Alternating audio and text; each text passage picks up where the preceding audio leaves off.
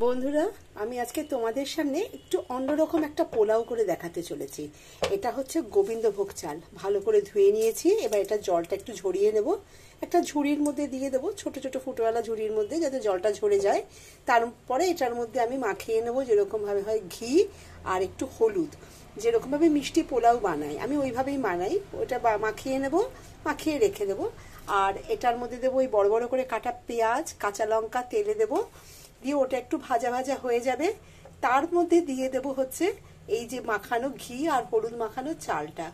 1 cup চালে 2 cup জল, যেরকম মাপ মতন দিতে হয়। একটু বেশি পরিমাণে চিনি দেবো, যেহেতু এটা মিষ্টি পোলাও। সামান্য নুন আর তেজপাতা সব দিয়ে চাপা দিয়ে দেবো।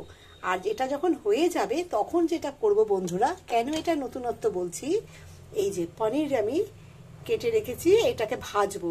এটাকে হালকা করে ভেজে নেব, এবং যখন এটা হয়ে যাবে এর মধ্যে দিয়ে আমি পনিরগুলো দিয়ে নাড়াচাড়া করে আবার একটু সামান্য ঘি দিয়ে নামিয়ে নেব। ভীষণ ভালো লাগে এটা। পাঁপড় দিয়ে, তোমরা সেঁকা পাঁপড় দিয়ে খেতে পারো, ধোকার ডালনা, কোনো নিরামিষ তরকারি, ভীষণ ভালো লাগে বন্ধুরা। তোমরা এইভাবে বানিয়ে খেয়ে দেখো, আশা করি তোমাদের খুব ভালো লাগবে।